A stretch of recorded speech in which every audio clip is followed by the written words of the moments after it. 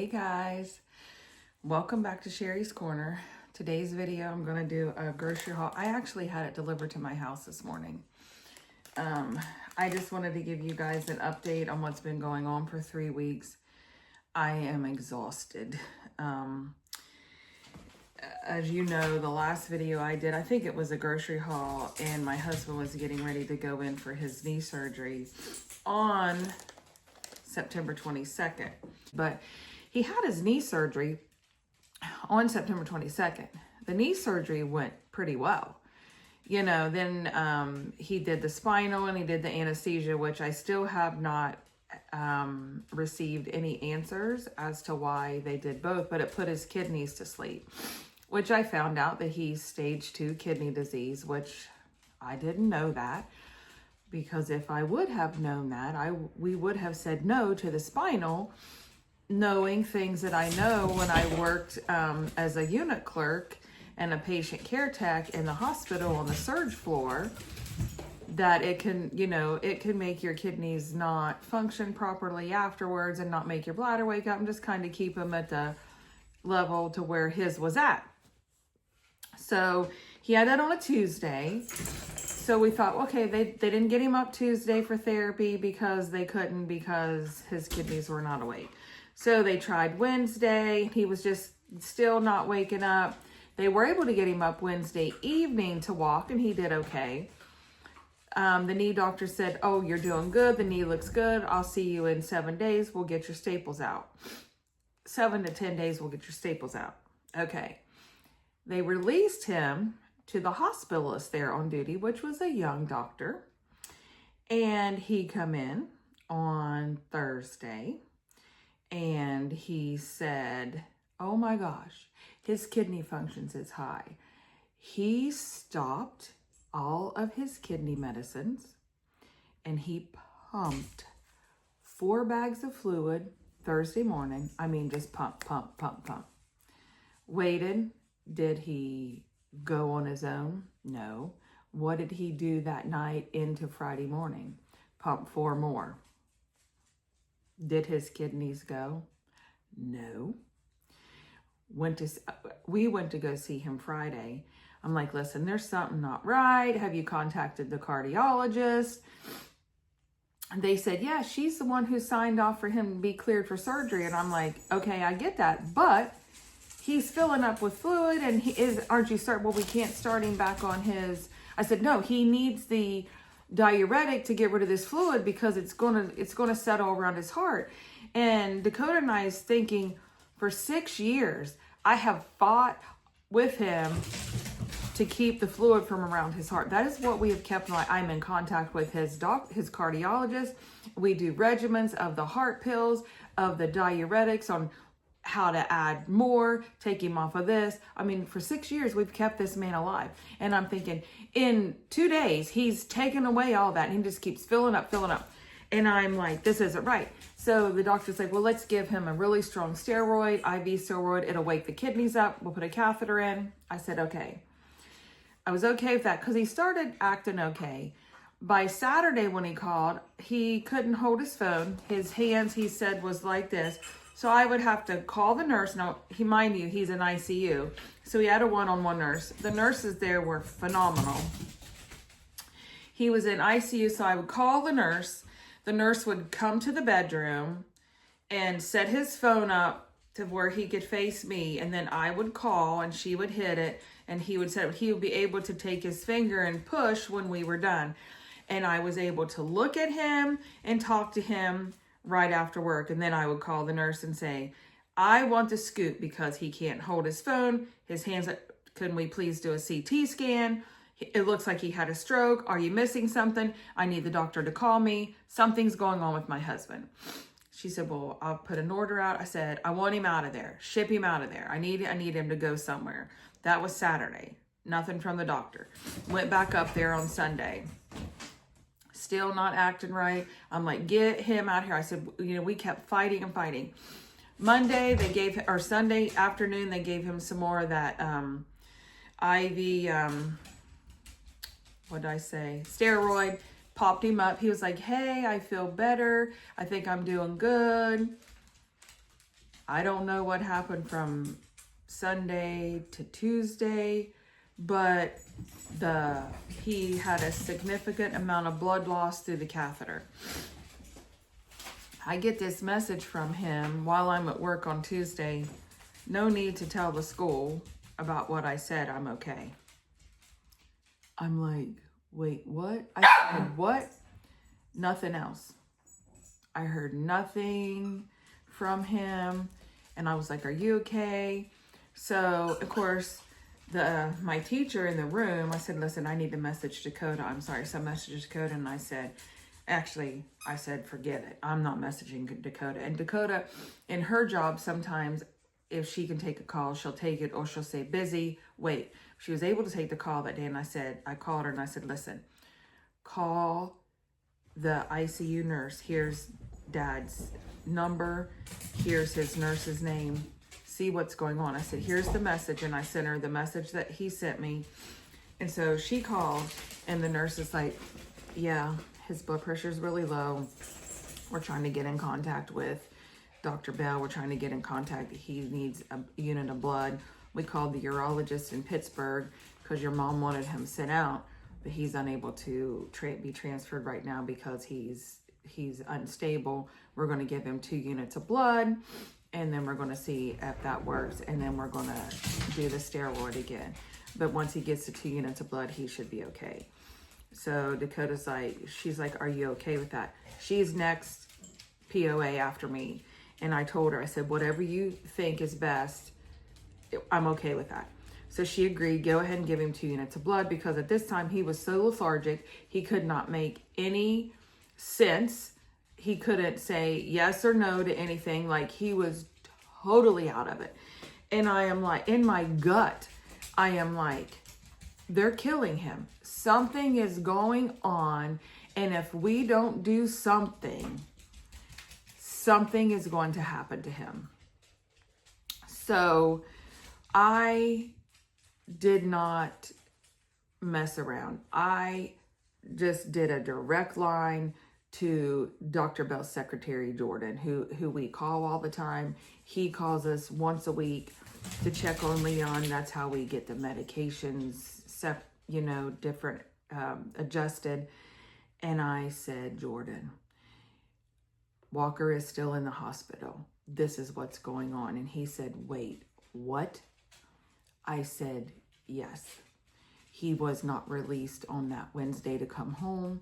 He said, she went on vacation on Thursday because nobody told her that he was still in there. She could have went last Thursday, well, 2 weeks ago, Thursday, on the day that he had the surgery, or that Monday he had the surgery. She could have went that Thursday, figured out what was wrong with him, did what she needed to do.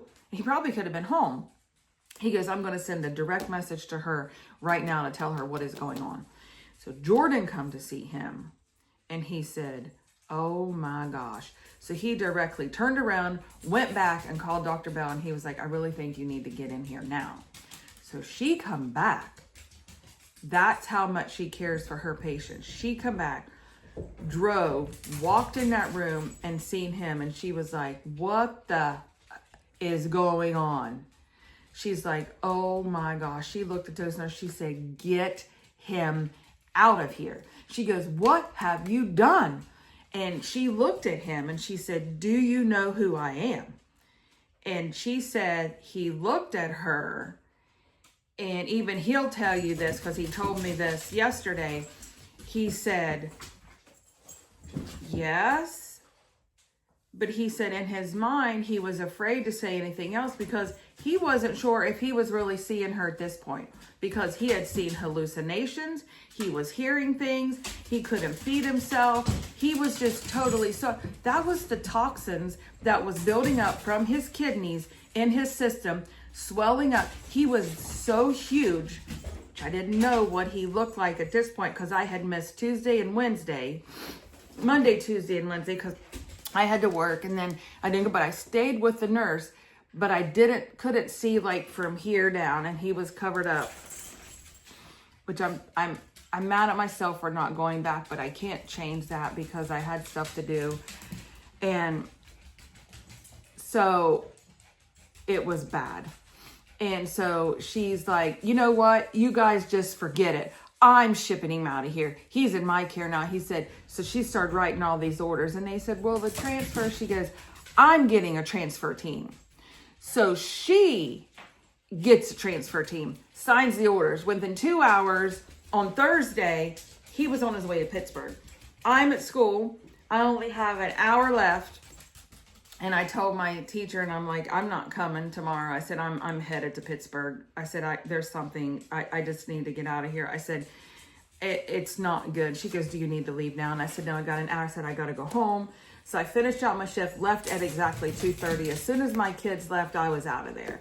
I wanted to make sure the kids left. I didn't want to just like take off, because with pre-K, when you take off, they worry and they fret. So it was 15 minutes before they left. I had an hour before I had to leave. I'm like, nah.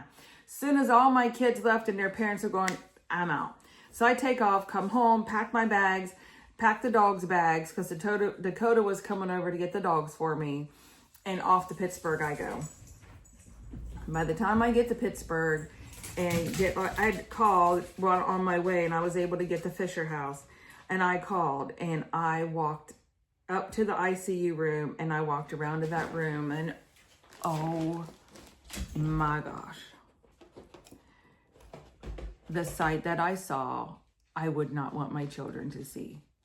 They had him on oxygen. He was not hardly breathing right. He just moved his eyes to me, and I was like, oh dear Jesus. And tears started streaming down my face. And I went over and gave him a hug. And I told him that I loved him. And I said, it's going to be all right. And I went to the doctor, and I asked the doctor, I said, I need you to be brutally honest with me. Brutally honest with me. I said, do I need to call my children in? I said, my son just had a baby. I said, if he needs to travel, I said, I need to get the ball rolling to get my kids here so they can see their dad. I said, don't sugarcoat anything. I said, because I can handle it. And I said, because that just doesn't look very good. And he goes, no. He said, I can promise you. He said, he's critical and it's crucial. He goes, but we're going to work aggressively. He said, we are hooking him up to IV Lasix. He said, which is going to get that fluid off of him. He said, we're getting ready to weigh him. He said, we're taking good care of him. He said, I promise you. He said, within the next couple of days, you're going to see a completely different person. And I thought, okay. So they're like, you can go ahead and go or sit out there. So I went back in there and I gave him a hug and I kissed him, and they needed to work on him and stuff. And he was just hugging me. And I said, I love you. And I said, I'm going to go get checked in at the Fisher House. And I said, I will be here at 8 o'clock in the morning. Hold on, Nova's got a potty. Sorry, I heard her pacing and stuff. So anyway, I think I left off when I told him I was going to go to the Fisher House and get checked in, and then I would be back. So the next morning I went there, and what a difference. I'm telling you, that doctor put on 50 pounds of fluid on him. No wonder he was struggling to breathe. It's a wonder he didn't turn sepsis. So he has been in Pittsburgh a week ago. It's been a week. It was a week this past Thursday. I actually just got back. I come back late last night. This is Sunday, so I have to go to work in the morning. And he's doing wonderful. They put on 50 pounds. So that was Thursday. And then Friday morning, I sat with him all day Friday. And he looked amazing. By Friday night, he was down 20 pounds. By Saturday, he was down 25 pounds. Sunday, down 30 pounds. Now, they would not just completely take it off. They would take it off. Always did lab work to watch his kidneys to see if they could handle that. If his kidneys if the BUN and the creatinine or whatever they were was high or low, they would stop. lower it a little bit, let his kidneys take a break and take a let them catch up. So he only had 20 more pounds. They wasn't going to do the echocardiogram till they got all that weight off. So Sunday they took him off of it to see if he could try to lose the rest of it himself, and he couldn't. Sunday evening they tried, still couldn't, so they upped the Lasix IV again. Monday he still couldn't take it, so they said, you know what, let's just finish it off, take all of the weight off that he put on by IV Lasix, get him down to his dry weight pre-rate surgery. He is down 55 pounds, so he has lost 3 extra pounds than what he was before he went into surgery, and he looks amazing. I will insert our picture right here.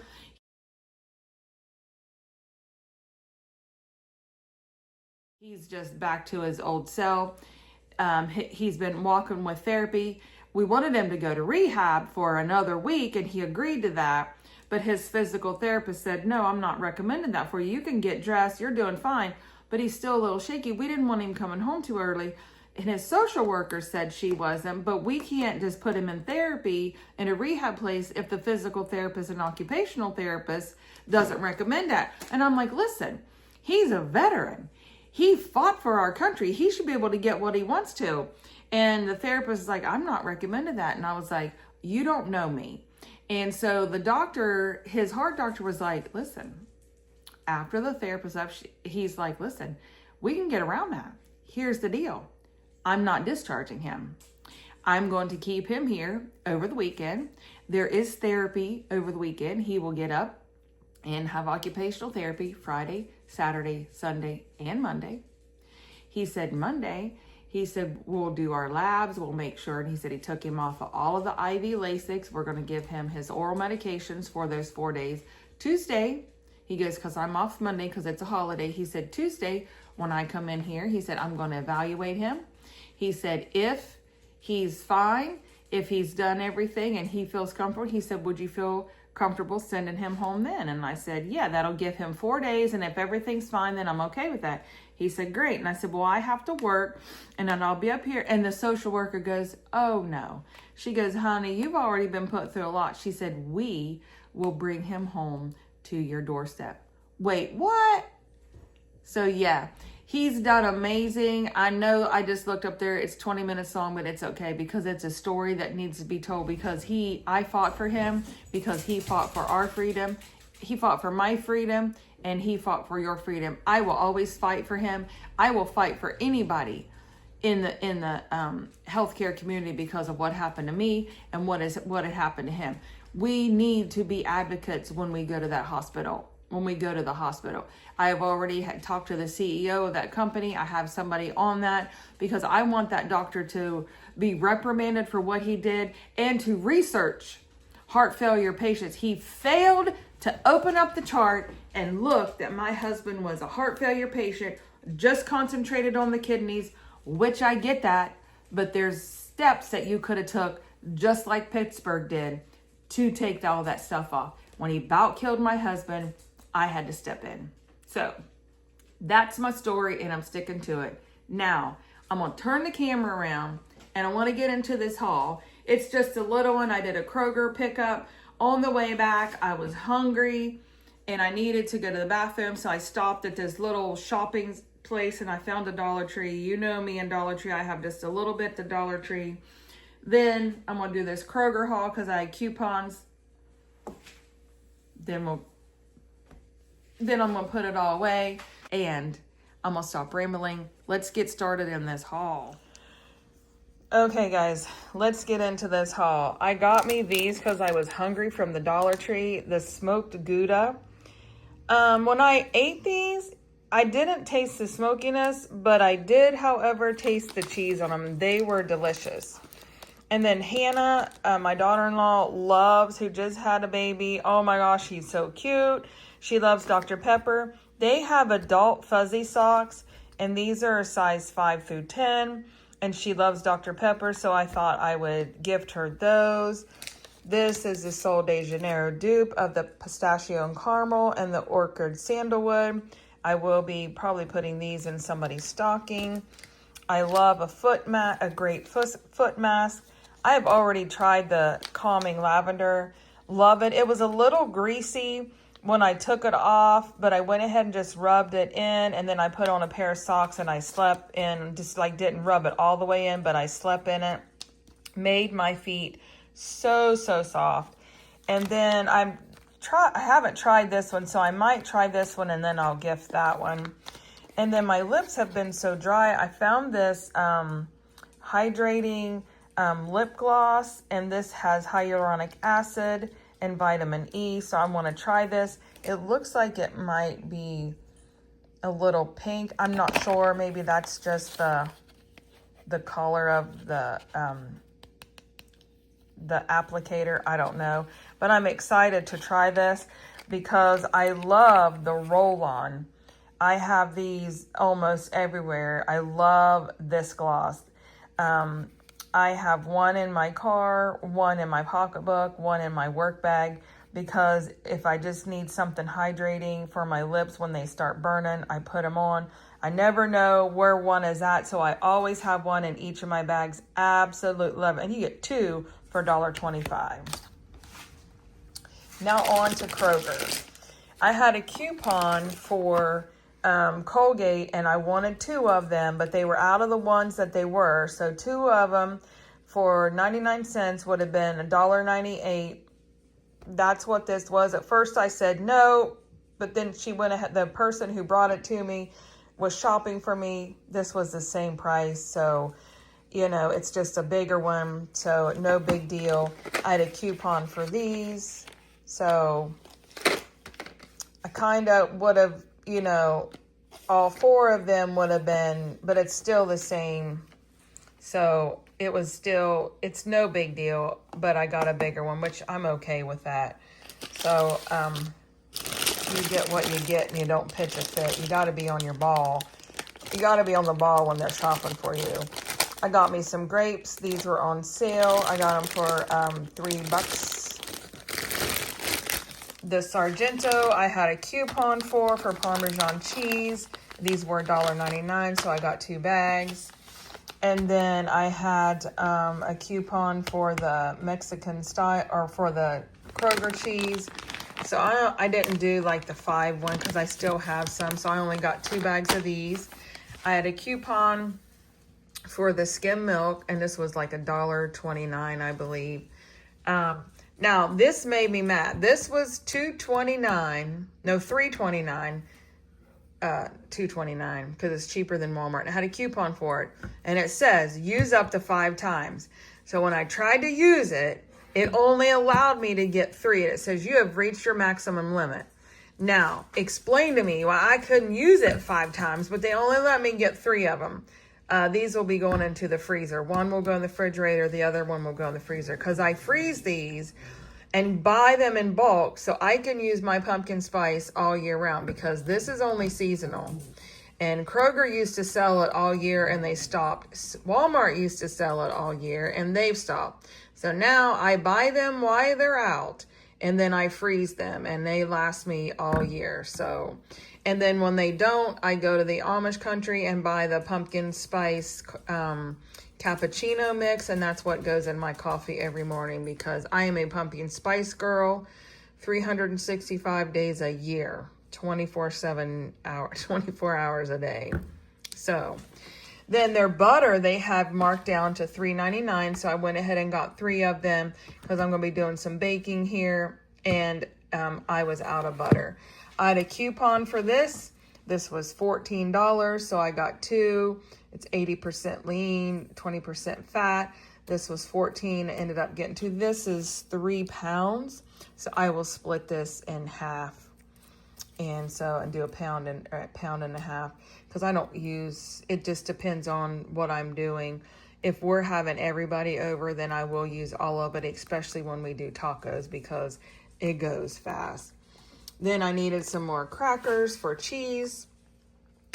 I don't know why I hit 3, but I had a coupon for this for $2.29. I know why they gave me 3, because I had the apple feta and the avocado and Asiago and something else. So that it said, do you want them replaced? And I said, sure. All they had left was a Buffalo Ranch, and it was $2.29 for them. So it's okay. I can put different things on them, so it's all right.